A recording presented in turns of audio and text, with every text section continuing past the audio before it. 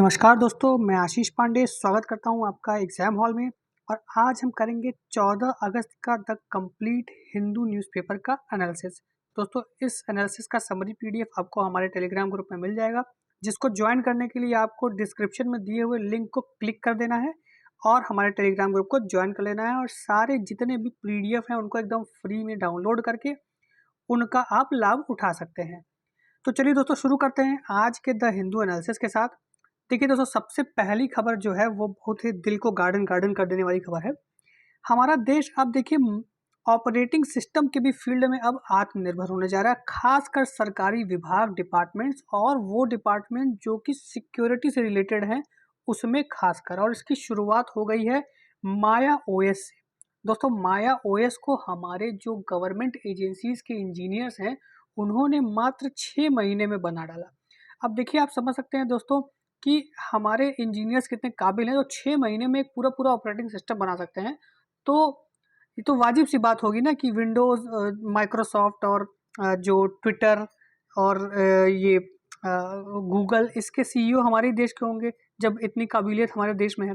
तो दोस्तों, ये जो माया ऑपरेटिंग सिस्टम है इसको हमारे गवर्नमेंट एजेंसीज के जो इंजीनियर्स हैं उन्होंने 6 महीने बनाया और अब ये विंडोज़ ऑपरेटिंग सिस्टम को रिप्लेस करेगी। लेकिन दोस्तों, अभी ये सिर्फ डिफेंस मिनिस्ट्री के जो अलग अलग विभाग हैं, डिफेंस मिनिस्ट्री के अलग अलग विभाग हैं उसमें इसको इंस्टॉल किया जाएगा। और नेवी ने भी इसके इंस्टॉलेशन को गो अहेड दे दिया है। लेकिन अभी एयरफोर्स और आर्मी ये दोनों इसके इंस्टॉलेशन पे अभी मंथन कर रहे हैं और इनको भी आगे जाके गो अहेड मिल जाएगा। अब दोस्तों, आप सोच रहे होंगे कि भैया ये विंडो को छोड़ के माया क्यों ले आए, क्या ज़रूरत थी, क्या बात था।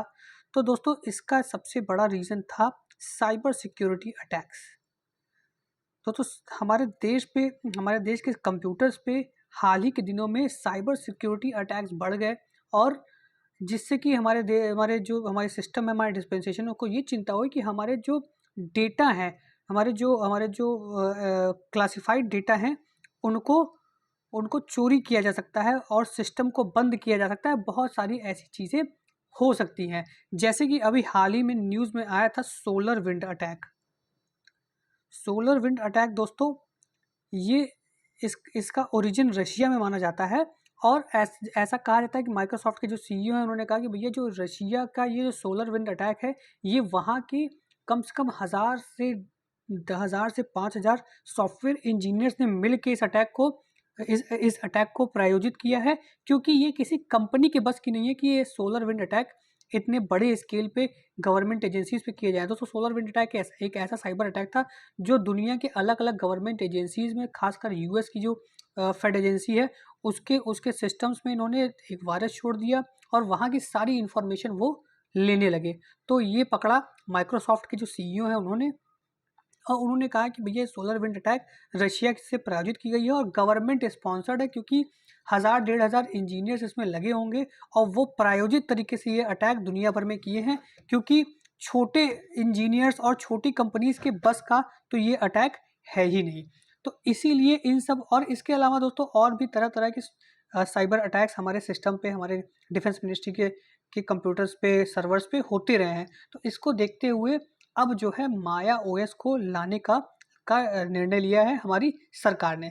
तो इसमें दोस्तों एक चीज़ और है, इसमें जो प्रोटेक्शन सिस्टम है उसका नाम है, प्रोटेक्शन सिस्टम जो इसमें है उसका नाम है चक्रव्यूह।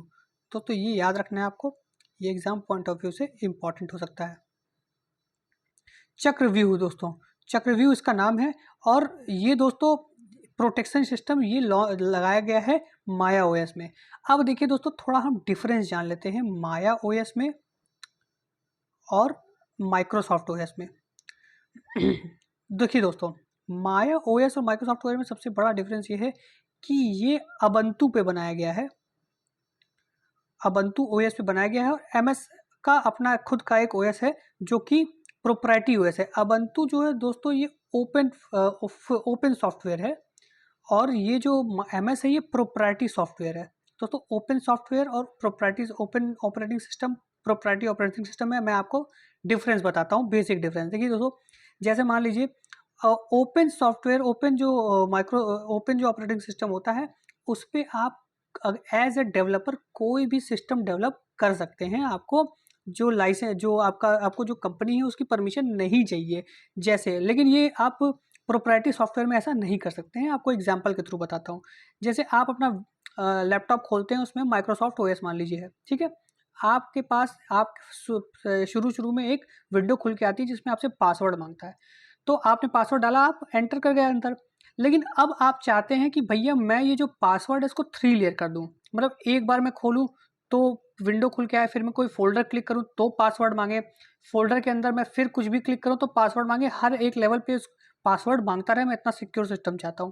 तो दोस्तों एमएस ओएस में ये फीचर आपको अवेलेबल नहीं कराई जाएगी। कराई भी जाएगी तो आपको इसको पैसे देने होंगे, और इसका जो भी दूसरा वर्जन है जिसमें ये फीचर्स हों उसको आपको लेना पड़ेगा। हो सकता है ऐसा कोई वर्जन ही ना हो जिसमें ऐसा कोई फीचर हो। तो दोस्तों एक ही एग्जांपल दे रहा हूँ, आप अलग अलग ऐप्स को डाउनलोड करके ऐसा कर सकते हैं एमएसओ में, लेकिन मैंने सिर्फ एक एग्जांपल दिया कि ओएस लेवल पे आप ऐसा नहीं कर सकते हैं।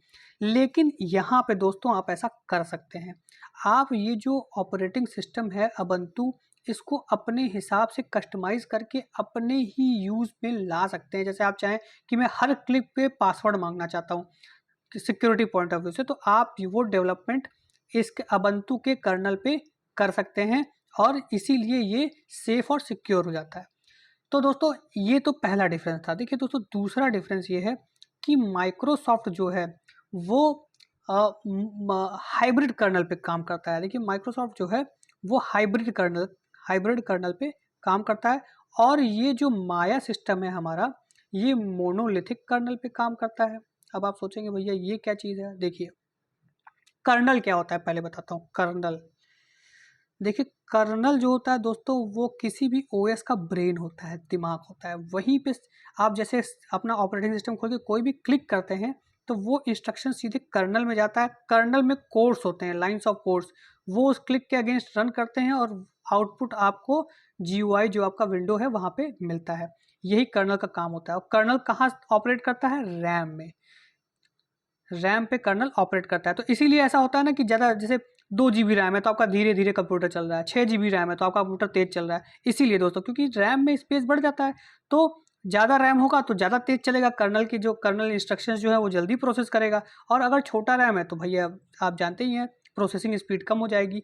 तो ये फंडा है कर्नल का। अब देखिए दोस्तों हाइब्रिड कर्नल क्या होता है। दोस्तों जो नया नया सबसे पहला आविष्कार किया गया था कर्नल का, वो मोनोलिथिक ही किया गया था।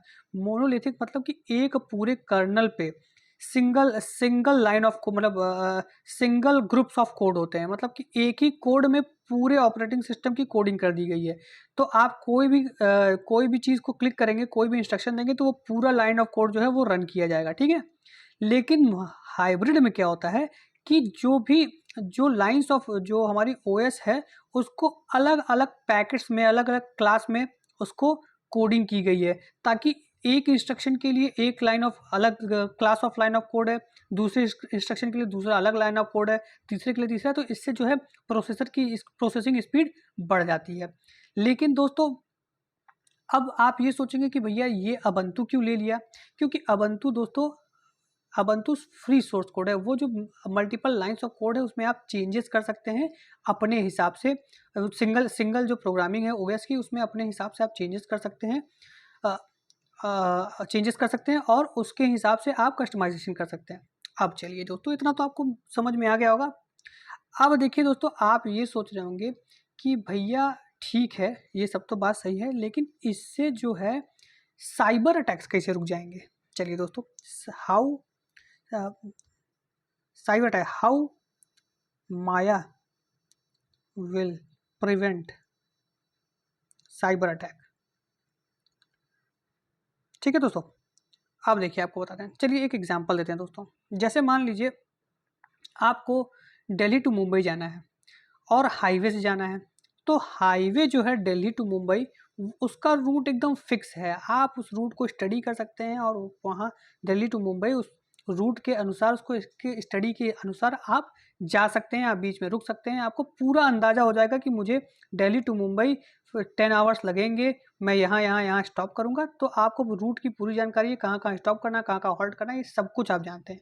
इसी तरह जो साइबर अटैकर्स होते हैं वो विंडो सिस्टम के जितने भी फायरवॉल्स हैं, जो भी माइक्रो जो भी मोनो जो भी हाइब्रिड कर्नल के कोडिंग है उसके बारे में वो जानते हैं, और उसके हिसाब से वो अपने अटैक्स लॉन्च कर सकते हैं। जैसे हमारे सिस्टम में विंडोज़ है और हमने अपने विंडोज़ को फायरवॉल से प्रोटेक्ट किया हुआ है। अगर फायरवॉल की कोडिंग कोई जान रहा है, फायरवॉल का आर्किटेक्चर अगर कोई जान रहा है हैकर, तो वो फायरवॉल पे आसानी से उस पे हमला करके फायरवॉल को ब्रीच कर सकता है। क्योंकि ये जो कोडिंग है, ये मतलब ये तो एक स्टैंडर्ड कोडिंग है। ये हर कंप्यूटर पे आपको सेम कोडिंग मिलेगी, वही फायरवॉल मिलेगा, वही 3 लेयर आर्किटेक्चर मिलेगा, सारी चीज़ें आपको दुनिया के हर सिस्टम पे वही मिलेगी। जो सिक्योरिटी सिस्टम है वो भी डिफाइंड है, वैसे ही है। तो दोस्तों उससे क्या होगा, अटैकर्स को आसानी हो जाती है सिस्टम को पहचानने में, और वो अपना अटैक प्लान कर सकते हैं। लेकिन दोस्तों अब आइए ubuntu पे। ubuntu पे दोस्तों क्या कर होता है कि यहाँ जो कोडिंग है वो जो क्लाइंट है वो अपने हिसाब से करता है। जैसे मिनिस्ट्री ऑफ डिफेंस ने सिक्योरिटी की जो कोडिंग है वो अपने हिसाब से की। यहाँ लाइन्स ऑफ कोड में अलग अलग कोड्स डाल दिए, अलग अलग सेफ्टी फायरवॉल डाल दिए, अलग अलग विंडोज़ डाल दिए, अलग अलग लेवल ऑफ प्रोटेक्शन डाल दिया। तो ये जो एक इंटरनेशनल बाहरी हैकर बैठा है उसको पता नहीं रहता है। अब वो जब वो अटैक लॉन्च किया है तो हो सकता है वो सोच रहा हो कि तीन तीन फायरवॉल गेट्स हैं जिनको क्रॉस करके मुझे सिस्टम में घुसना है, लेकिन हो सकता है हमारी डिफेंस मिनिस्ट्री के पर्सन ने 5 फायरवॉल गेट्स बनाए हो। तो इससे जो अटैक है, और हो सकता है सारे इनक्रिप्टेड हो, तो इससे जो अटैक है ये मुश्किल हो जाता है और बाहरी जो सिस्टम्स हैं वो अटैक नहीं लॉन्च कर पाते हैं। तो ये फ़ायदा है ubuntu में कि आपने अपने सिस्टम को अपने हिसाब से प्रोटेक्ट कर लिया। जैसे एक एक जैसे फ्लैट है, फ्लैट में भैया प्रोटेक्शन लेवल सेम है। भैया अपार्टमेंट आपका अपार्टमेंट है, उसमें आपका फ्लैट है, बाहर गार्ड बैठा रहेगा, सिक्योरिटी गार्ड, वहाँ से सिक्योरिटी गार्ड के अंदर जाएंगे तो एक और सिक्योरिटी गार्ड बैठा रहेगा, लिफ्ट से गए आपका घर आ गया। तो ये तो अगर किसी को प्लान करना हो अटैक तो वो तो डिफाइंड है एकदम कि भैया ऐसे ऐसे डालना होगा। लेकिन जब आप कहीं मकान बनवाते हैं तो वहाँ तो आपकी मर्जी होती है ना, कितना भी सिक्योरिटी देते हैं। हम 4 गार्ड बैठा लेंगे, हम घर के अंदर भी 6 दरवाजे रख लेंगे, कुछ भी कर सकते हैं हम। तो जो अटैकर होता है उसके लिए थोड़ा हो सकता है हम घर के नीचे एक तहखाना बनवा लें कि in the case of attack मैं यहाँ घुस जाऊँगा। तो ये सब चीज़ें हमें और सिक्योर बना देती हैं। तो बस यही सिस्टम भी माया सॉफ्टवेयर का है। तो दोस्तों उम्मीद करता हूँ ये आपको समझ में आया होगा माया सॉफ्टवेयर क्या है। और इसमें कुछ टर्म्स जो इम्पोर्टेंट है वो जो आपको याद रखने हैं वो है चक्रव्यूह, चक्रव्यूह, solar wind attack, kernel, kernel क्या होता है, मोनोलिथिक कर्नल, और हाइब्रिड कर्नल। तो दोस्तों उम्मीद करता हूँ कि ये से सारी चीज़ें आपको समझ में आई होंगी। तो अब आप समझ सकते हैं कि क्यों माया के सॉफ्टवेयर की ज़रूरत है भैया, साइबर सिक्योरिटी के लिए। और एक चीज़ और है कि हम जब अब हमारा डिजिटलाइजेशन बढ़ा रहे हैं अपने देश में, हर गवर्नमेंट सर्विस हम डिजिटल कर रहे हैं, तो उस एवज़ में भी हमें माया वेस जैसे सॉफ्टवेयर्स की बहुत ज़रूरत है, जो कि हर गवर्नमेंट डिपार्टमेंट के हर सिस्टम पे इंस्टॉल रहेगा। एक चीज़ आपको और बता दूं दोस्तों, माया जो GUI है, ग्राफिक्स यूज़र इंटरफेस, जैसे आप विंडो पे खोलते होंगे तो सामने आपको एक विंडो दिखता है, फ़ोल्डर्स दिखते हैं अलग-अलग, क्लिक करते हैं तो खोलते हैं, तो उसका जो ग्राफिक उसको हम GUI कहते हैं। तो ये जो GUI है दोस्तों, ये माया और विंडो का एकदम सेम है। आप माया यूज़ करेंगे तो आपको लगेगा ही नहीं कि हम माया यूज़ कर रहे हैं, कोई और ऑपरेटिंग सिस्टम यूज़ कर रहे हैं। आपको लगेगा कि हम विंडो यूज़ कर रहे हैं। तो माया ऑपरेटिंग सिस्टम का जो ग्राफिक्स यूज़र इंटरफेस है GUI, ये सेम है विंडोज़ के। क्यों सेम है? क्योंकि हमारे देश में लोगों को विंडो को यूज़ करने की हैबिट बन गई है। तो डेवलपर्स ने सोचा कि भैया उनके हैबिट को नहीं तोड़ते हैं, हम अपना सिस्टम ही मजबूत बना लेते हैं। तो चलिए दोस्तों, मुझे उम्मीद है कि आपको ये सारी बातें समझ में आई होंगी। आपको नोट आउट करने की ज़रूरत नहीं थी, मुझे पहले ही बता देना चाहिए था। ये सारी चीज़ें मैंने यहाँ पे लिख दी हैं, तो आपको कोई दिक्कत नहीं है, आप ये डाउनलोड करके इसको बहुत आराम से पढ़ सकते हैं। चलिए दोस्तों अब आगे बढ़ते हैं। देखिए दोस्तों, जो एजुकेशन स्कीम है national education NEP, national education policy 2020 की, उसको अभी 14 स्टेट्स ने ज्वाइन ही नहीं किया है। अब आप सोचेंगे ये क्यों भैया, चलिए बताते हैं। देखिए होता क्या है कि जो हमारी मिनिस्ट्री ऑफ एजुकेशन है और जो स्टेट गवर्नमेंट्स होते हैं उनके बीच में MOU साइन होनी होती है। कैसी MOU? MOU ये कि आप जो है NEP के जो प्रोविजंस हैं उनको अपने स्टेट में इम्प्लीमेंट करेंगे, ठीक है। तो ये MOU ज्वाइन करनी क्यों ज़रूरी होती है दोस्तों? ज़रूरी इसलिए होती है क्योंकि 60% जो फंड है वो सेंट्रल गवर्नमेंट देती है और 40% जो फंड है वो स्टेट गवर्नमेंट को लगाना होता है। और दिस इज़ ट्रू फॉर प्रधानमंत्री ऊषा स्कीम। ये जो विवाद हुआ है मेन हुआ प्रधानमंत्री ऊषा स्कीम के लिए। और ऊषा स्कीम क्या है? प्रधानमंत्री उच्चतर शिक्षा अभियान, हायर एजुकेशन अभियान, ठीक है। तो इसमें जो 40% जो फंड्स हैं वो स्टेट को देने होते हैं और जब ये MOU साइन किया जाएगा तभी ये 60% फंड्स गवर्नमेंट रिलीज करती है। तो अब भैया जी 14 स्टेट जो हैं ये कह रहे हैं कि भैया ये 40% तो हमारे पास है ही नहीं, हम कहाँ से NEP पे लगाएंगे पैसा, हम PM ऊषा पे पैसा कहाँ से लगाएंगे? 40% तो हमारे पास है ही नहीं, आप और पैसा दीजिए और डिवॉल्व करिए। तो इसीलिए इन लोगों ने MOU पे अभी तक साइन नहीं किया है और इसकी वजह से एक जो पॉलिसी रिफ्ट है वो सेंटर और स्टेट के बीच में आ गई। सेंटर और स्टेट रिलेशन में एक जो और आप रिफ्ट दे सकते हैं वो देखने को मिला है। और इन 14 स्टेट में से मैक्सिमम वो स्टेट हैं जो BJP रूल नहीं है, ठीक है दोस्तों। तो अब थोड़ा ये PM ऊषा, देखिए ये दोनों चीज़ें, ये सारी चीज़ें मैंने लिख दी हैं। इन स्टेट्स में कौन कौन फ्रंट रनर है? केरला, तमिलनाडु और वेस्ट बंगाल, जाहिर सी बात है। चलिए अब दोस्तों PM ऊषा स्कीम के बारे में देख लेते हैं। देखिए जब न्यू एजुकेशन पॉलिसी आई तो जो रूसा स्कीम है, राष्ट्रीय उच्चतर शिक्षा अभियान, उसका नाम बदल के प्रधानमंत्री उच्चतर शिक्षा अभियान रख दिया गया, PM ऊषा। इसका क्या क्या फोकस है दोस्तों? ये हायर एजुकेशन में ज़्यादा लोगों को इंक्लूड करना चाहती है, ज़्यादा लोगों को इनरोल करना चाहती है। क्वालिटी टीचिंग और लर्निंग प्रोसेस को ये बढ़ावा देना चाहती है और ये नॉन एक्रेडिटेड इंस्टीट्यूट्स को एक्रेडिशन मतलब मान्यता प्रोवाइड करना चाहती है। और जो एक्रेडिशन मान्यता देने की जो प्रोसेस है उसको बढ़ाना चाहती है। ये डिजिटल इंफ्रास्ट्रक्चर को मजबूत करना चाहती है और एम्प्लॉयबिलिटी जो ऑर्गेनाइजेशंस के हैं और मल्टी डिसिप्लिनरी जो ओवरऑल डेवलपमेंट है एक अभ्यर्थी का, उसको डेवलप करना चाहती है। अब देखिए इसमें देखिए इंस्टीट्यूशन स्ट्रक्चर क्या है। देखिए सेंट्रल लेवल पे है नेशनल मिशन अथॉरिटी, जो मिनिस्ट्री ऑफ एजुकेशन के जो ऑनरेबल मिनिस्टर हैं वो उसको चेयर करेंगे। फिर PAB है जो सेक्रेटरी जो होंगे हायर एजुकेशन के, वो इसको चेयर करेंगे। नेशनल प्रोजेक्ट डायरेक्टरेट है, टेक्निकल सपोर्ट ग्रुप है। स्टेट लेवल पे दोस्तों क्या है? स्टेट हायर एजुकेशन काउंसिल है, स्टेट प्रोजेक्ट डायरेक्टरेट है और स्टेट टेक्निकल ग्रुप है। इंस्टीट्यूशन लेवल पे दोस्तों इसमें क्या होगा? बोर्ड और गवर्नर होंगे और प्रोजेक्ट मॉनिटरी यूनिट होगी। तो ये दोस्तों प्रधानमंत्री उच्चतर शिक्षा अभियान के बारे में ये जानकारी आपको जाननी है, ठीक है दोस्तों। अब देखिए खबर दोस्तों मणिपुर से आ रही है। मणिपुर में जो ब्यूरोक्रेट्स हैं और जो पुलिस डिपार्टमेंट है, इनको आदेश दिया गया कि भैया आप लोग अब सोशल मीडिया पे नहीं आएंगे जब तक अग्रिम आदेश नहीं आता है। आप लोग व्हाट्सअप, फेसबुक, ट्विटर कुछ भी यूज़ नहीं करेंगे। ऐसा क्यों हो गया है? ऐसा इसलिए हो गया है दोस्तों क्योंकि जो मणिपुर के ऑफिशियल्स हैं उनके अंदर इथनिक लाइंस पे काफ़ी डिवाइड आ चुका है। ये दोस्तों ये सिचुएशन को मैं अगर किसी चीज़ से इक्वेट करना चाहूँ तो बता दूँ कि आज़ादी के समय जब जो हिंदू और मुस्लिम्स में डिवाइड आ गया था बंटवारे के टाइम पूरे देश में, शायद वही अब आज मणिपुर में स्थिति है। वहाँ जो मेटीज़ कम्युनिटी है और कुकी कम्युनिटी जो ट्राइब्स हैं उनके बीच में इतना डिवाइड आ गया है कि अब ब्यूरोक्रेसी और पुलिस भी वहाँ की अब डिवाइडेड दिख रही है। और इन लोगों ने अब जो सोशल मीडियाज़ हैं उस पर हेटरेट फैलाना चालू कर दिया है एक दूसरे के अगेंस्ट, और जिससे वहाँ सिचुएशन बहुत ही एक्सप्लोजिव बनी हुई है। कभी भी कोई भी बड़ी घटना हो सकती है, जैसे कि 2 महीने पहले हुई थी।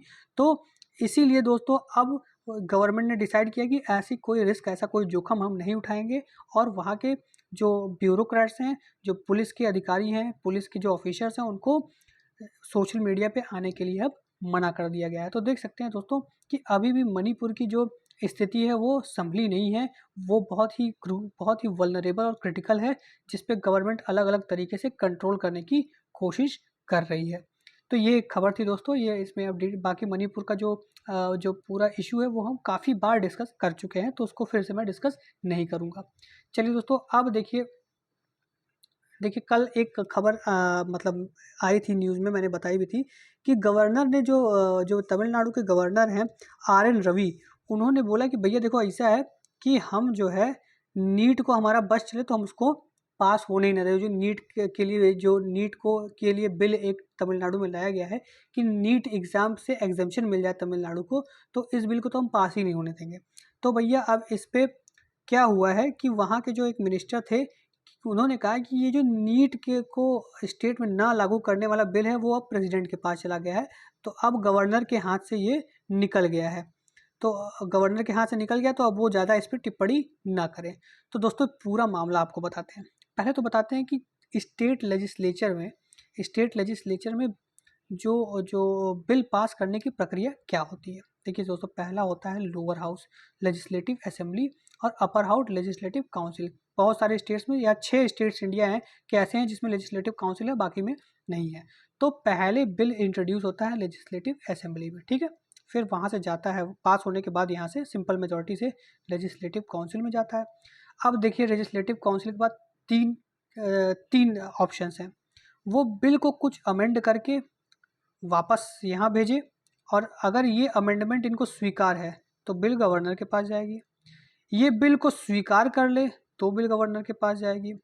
और अगर ये बिल को 3 महीने 3 मंथ्स अपने पास ऐसे ही रख लेती है बिना किसी एक्शन के, तो भी बिल गवर्नर के पास जाएगी साइन होने के लिए। ठीक है दोस्तों, तो समझ में आया। लेजिस्लेटिव असेंबली, फिर काउंसिल को 3 काम कर सकती है। इसको रिटर्न कर सकती है, रिटर्न पे रिकमेंडेशन मानेगा तो गवर्नर के पास, नहीं मानेगा तो ऐसे ही गवर्नर के पास। अगर दूसरा है कि ये बिल से को एक्सेप्ट करते हैं तो सीधे गवर्नर के पास चली जाएगी। और तीसरा, अगर ये 3 महीने अपने पास रख लेते हैं बिना किसी एक्शन के, तो भी बिल गवर्नर के पास जाएगी। और तो गवर्नर के पास दोस्तों डायरेक्ट नहीं जाती 3 महीने के बाद।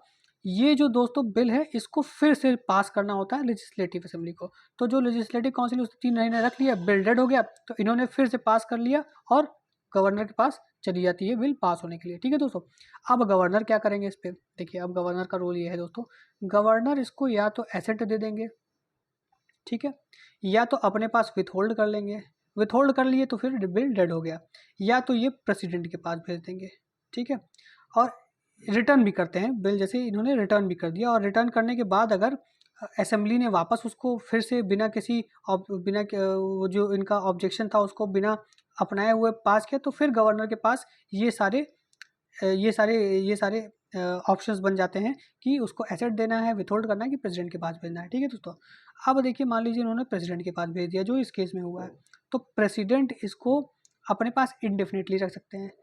तो और प्रेसिडेंट अगर इसको मान गए तो वो क्या करते हैं, बिल पास हो जाता है। ठीक है, उन्होंने अगर साइन कर दिया तो बिल पास हो जाता है। और गवर्नर का रोल फिर यहाँ पे खत्म हो जाता है। जब इन्होंने प्रेसिडेंट को दे दिया बिल, तो गवर्नर का रोल खत्म हो जाता है।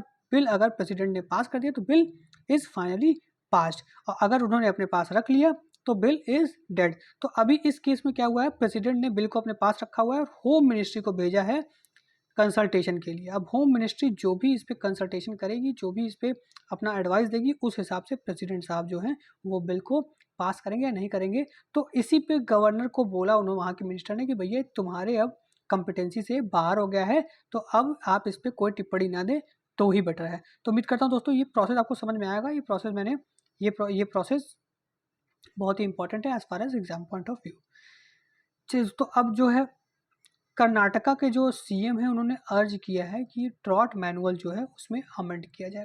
दोस्तों ड्रॉट मैनुअल 2020 में अमेंड किया गया था, और 2016 में ड्रॉट मैनुअल आया था जिसको 2020 में अमेंड किया गया था। और इसमें सारे स्टैंडर्ड ऑपरेटिंग प्रोसीजर लिखे थे कि कैसे किसी डिस्ट्रिक्ट को या किसी क्षेत्र को ड्रॉट अफेक्टेड एरिया डिक्लेयर करना है, और वहाँ क्या क्या फंड्स कैसे कैसे सरकार कार्य करेगी वहाँ के लोगों को रिलीफ देने के लिए, सारी चीज़ें इसमें मैनुअल में लिखी गई हैं। तो इसी को चेंज करने की बात कही है जो कर्नाटका के चीफ मिनिस्टर हैं सीतारामैया ने। उन्होंने कहा है कि बहुत ही इरेटिक मानसून सप्लाई है देश में, और जो ड्रॉट मैनुअल में सर्वे का जो तरीका है उसको चेंज करने की ज़रूरत है। क्योंकि कुछ जगहों पे ऐसा होता है कि स्टेट में बहुत ज़्यादा बारिश होती है, कुछ जगह पे कम बारिश होती है और वहाँ सूखे की स्थिति आ जाती है। लेकिन कंबाइंड तरीके से जब रेनफॉल देखा जाता है तो ये माना जाता है कि भैया यहाँ ड्रॉट नहीं पड़ेगा। तो इसीलिए इस मैनुअल को अब चेंज करने की ज़रूरत है। ड्रॉट के बारे में देखते हैं दोस्तों। ड्रॉट क्या है, एक रिकरेंट फीचर है क्लाइमेट का जो हर क्लाइमेटिक रिजीम्स में होती है, और ये एक्सटेंशन और ड्यूरेशन में वेरी करती है। इंटेंसिटी, एक्सटेंशन और ड्यूरेशन में अलग अलग जगह वेरी करती है और इसका इसका अनुमान लगाना बहुत ही मुश्किल है प्रिसाइसली कि कहाँ पर ड्रॉट आएगा और कहाँ भी नहीं आएगा। ठीक है, ड्रॉट प्रोन एरिया देख लेते हैं इंडिया में दोस्तों। 68% जो हमारी कंट्री है ड्रॉट प्रोन है। 35% एरिया जो कि 75 सेंटीमीटर से 112 सेंटीमीटर तक, 112 मिलीमीटर, 112 सेंटीमीटर तक जो रेनफॉल आती है, जहाँ जहाँ होती है, वो ड्रॉट प्रोन एरिया माना जाता है। और जो 33% से हमारे देश में जो एरिया है वो 75 सेंटीमीटर से लेस रेनफॉल वाले एरिया हैं जो क्रॉनिकली ड्रॉट प्रोन है। किस किस तरह की ड्रॉट होते हैं दोस्तों? मेट्रोलॉजिकल ड्रॉट होते हैं। ये दोस्तों लॉन्ग टर्म एवरेज निकाला जाता है एक एरिया में, और वहाँ अगर 25% नॉर्मल से कम रेनफॉल होती है या तो उसको ड्रॉट प्रोन कहा जाता है। और 25 से 50% कम होती है तो उसको मॉडरेट सीवियरिटी कहा जाता है। और 50% से ज़्यादा होती है तो उसको highly severe drought prone area कहा जाता है। हाइड्रोलॉजिकल ड्रॉट क्या है दोस्तों? जब जलाशय जो होते हैं, पॉन्ड्स, लेक्स, रिवर्स, ये सब सूखने लगते हैं तो ये हाइड्रोलॉजिकल ड्रॉट होता है। एग्रीकल्चर ड्रॉट क्या होता है दोस्तों? जब सॉइल में मॉइस्चर खत्म होने लगता है, डेफिशिएंसी होने लगती है, तो उसको एग्रीकल्चर ड्रॉट कहा जाता है दोस्तों। अब दोस्तों इसकी मॉनिटरिंग कौन करता है? मिनिस्ट्री ऑफ एग्रीकल्चर इसकी मॉनिटरिंग करता है। नोडल मिनिस्ट्री है इंडियन वेट डिपार्टमेंट, इसको पूरी जानकारी देती है। Ministry of earth science ICAR के कोलैबोरेशन से 89 सेंटर्स खोले गए हैं शॉर्ट और मीडियम रेंज मॉनिटरिंग और फोरकास्टिंग के लिए। और national agriculture dot assessment monitoring system एक बनाया गया है, किसके द्वारा? डिपार्टमेंट ऑफ स्पेस के द्वारा, जो वेजिटेशन कवर हमारे देश में मॉनिटर करता है और वेजिटेशन कवर के हिसाब से बताता है कि कौन से एरिया में ड्रॉट सूखा पड़ा है और कौन से एरिया में सूखा नहीं पड़ा है। और की ड्रॉट इंडिकेटर्स क्या हैं दोस्तों? रेनफॉल है, स्टोरेज वाटर रिजर्वेस में कम होने लगता है तो उसको भी ड्रॉट का एक इंडिकेटर बताते हैं। सरफेस और ग्राउंड वाटर लेवल है, सोइंग इन ड्रॉट कंडीशंस है, और हाइड्रोलॉजिकल डेटा जो हमारी ये एजेंसीज देती हैं, ये सारी बताती हैं कि ड्रॉट होगा कि नहीं होगा। अब देखिए दोस्तों अगली खबर पे आते हैं। अब देखिए हमारे हमारे कॉन्सुलेट्स पे, हमारे एम्बेसीज पे हमला हो रहा है तो आपको पता ही है। अभी हाल ही के दिनों में US में, कनाडा में और लंदन में हमारे देश के कॉन्सुलेट्स पे हमला हुआ है। तो उसको देखते हुए हमारे देश की जो मिनिस्ट्री ऑफ एक्सटर्नल अफेयर्स है उसने कड़ी आपत्ति जाहिर की कि ये खालिस्तानी जो एलिमेंट है उन्होंने हमारे कॉन्सुलेट्स को एक सॉफ्ट टारगेट समझ लिया है और वहाँ पे वो हमला करते रहते हैं, जहाँ की प्रोटेक्शन और सिक्योरिटी की जिम्मेदारी इन कंट्रीज़ की है। और अगर वहाँ प्रोटेक्शन सही से वो नहीं दे पाएंगे तो इससे डिप्लोमेटिक टसल एक होगा और हमारे देश, इन देशों के टाइज हमारे देश से अच्छे नहीं होंगे। तो वही देखते हुए जो लंदन की सरकार है उसने अब ये कहा है कि वो जितने भी मिशन हैं इंडिया के लंदन में, वो उनकी सेफ्टी वो इंश्योर करेंगे और उसके लिए वो स्ट्रिक्ट मेजर्स ले रहे हैं। और दोस्तों ये एक डिप्लोमेटिक जीत है इंडिया की, क्योंकि इंडिया अब इन कंट्रीज़ को ये सुनिश्चित करने पे मजबूर कर दिया है कि यहाँ के जो डिप्लोमेट्स हैं उनकी सुरक्षा की जिम्मेदारी आपकी है और खालिस्तानी के द्वारा कोई भी वेंडलाइजेशन हमारा देश बर्दाश्त नहीं करेगा। इसी के बारे में दोस्तों ये आर्टिकल पूरा लिखा हुआ है। आगे बढ़ते हैं दोस्तों। देखिए दोस्तों अरुणाचल प्रदेश में 12 हाइड्रो HEP प्रोजेक्ट है, हाइडल इलेक्ट्रिक प्रोजेक्ट्स हैं, जिनको जो प्राइवेट पार्टीज़ हैं वो अनवायबल बता दिए, कह दिए कि भैया यहाँ पे जो है हम पैसा नहीं लगा सकते, क्योंकि जो कॉस्ट है इनका और इसके बाद जो हमारा जो रिटर्न होगा, जो वहाँ पे इन्वेस्टमेंट करने के बाद बिजली पैदा होने से जो रिटर्न हमारे पास होगा वो उसमें बहुत डिफरेंस है और ये हमारे लिए एकदम अनवायबल है। तो इसीलिए अब गवर्नमेंट ने जो सेंट्रल PSUs हैं उनको ये 12 हाइड्रो इलेक्ट्रिक प्रोजेक्ट देने की बात कही है और उसमें से maximum hydro electric project Sutlej विद्युत निगम लिमिटेड को दिया जा रहा है, जो कि अब इन हाइड्रो इलेक्ट्रिक प्रोजेक्ट्स को 2024 तक, मतलब कम से कम 7 हाइड्रो इलेक्ट्रिक प्रोजेक्ट यहाँ पे 2024 तक ये शुरू कर देगी। तो दोस्तों देख लेते हैं अरुणाचल प्रदेश की बात कही जा रही है तो अरुणाचल प्रदेश में कौन कौन से इंपॉर्टेंट हाइड्रो प्रोजेक्ट हैं जो अभी ऑपरेशनल है। देखिए दोस्तों पहला है परले हाइड्रो पावर स्टेशन, ये 110 मेगावाट का है। फिर दोस्तों Kameng hydro power station 600 megawatt का है। फिर पनियोर लोअर हाइड्रो पावर स्टेशन है जो 405 मेगावाट का है। फिर दिबांग हाइड्रो पावर प्रोजेक्ट है जो 2880 मेगावाट का है। फिर lower Subansiri hydro power project है जो 2000 मेगावाट का है। दोस्तों ये सारे इंपॉर्टेंट इसलिए होते हैं दोस्तों, यहाँ वहाँ वहाँ हाइड्रो पावर प्रोजेक्ट इसीलिए भी इम्पॉर्टेंट है क्योंकि हमारा देश 2070 तक तो हमारा देश 2070 तक नेट ज़ीरो का टारगेट कर रहा है। और नेट ज़ीरो अचीव करने के लिए, नेट ज़ीरो मतलब कि जो फॉसिल फ्यूल से जो हम पावर प्रोड्यूस करते हैं और जो हम नॉन रिन्यूएबल एनर्जी से रिन्यूएबल एनर्जी से जो हम जो बिजली पैदा करते हैं उनको बैलेंस करना है और जो नेट एमिशन है वो ज़ीरो कर देना है। तो दोस्तों ये एक टारगेट है, तो इसके लिए ये हाइडल पावर प्रोजेक्ट्स का जो डेवलपमेंट है, इन पे जो हमारी निर्भरता है उसको बढ़ाने की ज़रूरत है और इस तरह से जो प्रोजेक्ट्स हैं उनको इफ़ेक्टिवली ऑपरेट करने की ज़रूरत है। चलिए दोस्तों, अब आगे बढ़ते हैं। अब दोस्तों देखिए, येलगारी हट की बात हुई है, जो येलगारी ट्राइब्स हैं उनकी बात की जा रही है। ये जो येलगारी हट्स हैं, इनको 200 साल बनाने से 200 साल पहले से इनको बनाने का जो तरीका है वो आज भी वही है और ये ट्राइबल हिस्ट्री का एक रिच हेरिटेज है जिसको प्रिजर्व करने की ज़रूरत है। दोस्तों, ये जो हट्स देख रहे हैं आप, ये क्ले से बनाए जाते हैं, तो ये क्ले का बहुत ही बढ़िया उपयोग करके इस तरह के हट्स को ये येलगारी ट्राइब्स बनाते हैं और ये एक तरह से इनका नेशनल धरोहर, ये एक तरह से इनका धरोहर है, इनका कल्चरल हेरिटेज, और हमारे देश के लिए भी ये एक नेशनल हेरिटेज चीज़ की चीज़ है जिसको हमें प्रोटेक्ट करने की ज़रूरत है। येलगारी ट्राइब्स के बारे में देख लेते हैं दोस्तों। येलगारी ट्राइब येलगारी जो है, ये येलगारी हिल्स में जो ट्राइब्स रहते हैं उनका नाम है मलयाई। मलयाई ट्राइब्स जो हैं दोस्तों ईस्टर्न घाट्स में रहते हैं, नॉर्दर्न तमिलनाडु में, और इनका पॉपुलेशन जो है वो 3,58,000 है और ये लार्जेस्ट शेड्यूल्ड ट्राइब है इस रीजन में। ये हिल फार्मर्स हैं और ये अलग अलग मिलेट्स और क्रॉप्स को बनाते हैं। और दोस्तों ये एक तरह से मतलब देख सकते हैं कि इस तरह के जो हट्स हैं वो बनाने की जो कला है वो बहुत सालों से यहाँ पे इस्टेब्लिश की गई है और इसको इसको मतलब कंजर्व करने की ज़रूरत है। और ये एक जो हमारी टेक्नोलॉजी है, मॉडर्न टेक्नोलॉजी में जो हम घर बनाते हैं उसमें उसको भी इन चीज़ों से कुछ सीखने की ज़रूरत है कि कैसे हम नेचर के पास रह के इस तरह की कंस्ट्रक्शन कर सकते हैं जिससे हमारी जो जो रिसोर्सेज हैं उनका डिप्लीशन कम हो और उससे फ़ायदा हमको ज़्यादा से ज़्यादा मिले। तो दोस्तों, ये था आज का हमारा द हिंदू एनालिसिस। कैसा लगा आपको? ये सारी इंपॉर्टेंट खबरें थी आज की जो एग्ज़ाम पॉइंट ऑफ व्यू से इम्पॉर्टेंट है, प्लस हमारे नेशनल और इंटरनेशनल इंटरेस्ट की भी बातें इसमें कही गई हैं। तो दोस्तों, ये द हिंदू एनालिसिस आपको कैसा लगा ज़रूर बताइए। आप हमारे चैनल को लाइक करिए, शेयर करिए और सब्सक्राइब तो ज़रूर करिए। जय हिंद, जय भारत।